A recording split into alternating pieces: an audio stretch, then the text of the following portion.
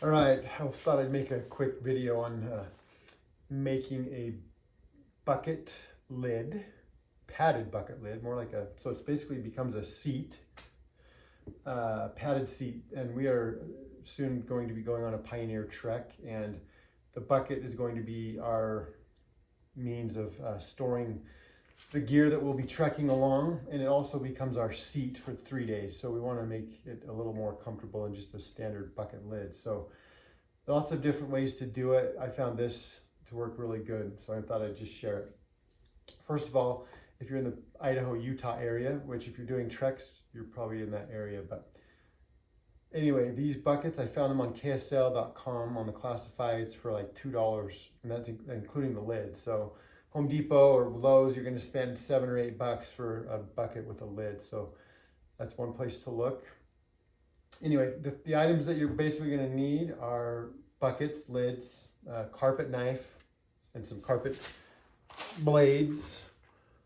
You'll go through a lot of those cutting through the padding. It uses up a lot of those. So, and then you can use a hot glue gun. I'll show you that in a minute. Or I've got this carpet pad adhesive. Since I'm a carpet guy, just kind of have that laying around. That obviously works really good. Basically, the way this is super simple. There's a couple different ways that we can end up. This one is just a simple, so you end up cutting out a piece of pad. It lays inside of this little inlet part of the bucket lid. Glue that on there, and then you could add more layers of pad, but even just with one layer of pad and a decent piece of carpet glued on there, that makes a decent seat for a teenage kid. They won't know the difference. For the old people like myself, I made a much cushier version. So I glued 5 layers of padding together, put some Gorilla Tape around the edge to keep the glue out of it, and just kind of hold it together better. This I found at Army Surplus in Idaho Falls, $1.99, waterproof helmet. This is, I guess soldiers would have put these over their helmets to waterproof their helmet. Not really sure why the helmet's not waterproof anyway, but anyway, then this makes a perfect cover to go over that, and it waterproofs the padding, keeps the dust and dirt off of that, just makes for a nice seat.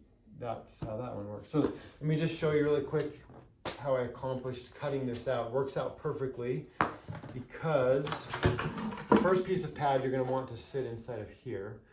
And so if you take your bucket, the bottom of your bucket, and you just lay it right here on your carpet pad, take your knife with a newer blade in it, put your hand, and be really careful, these are super sharp, so you just put your hand inside the bucket and then just literally just trace around this like that.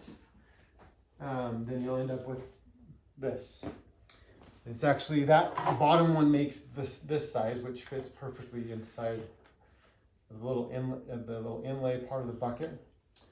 And then if you turn the bucket over on the other side and trace around the top of it, you end up with a little bit wider piece of padding, which you can then, if you wanted to, like this one, if you want to add 3 or 4 layers, then you can just keep adding these layers, 3 or 4 high.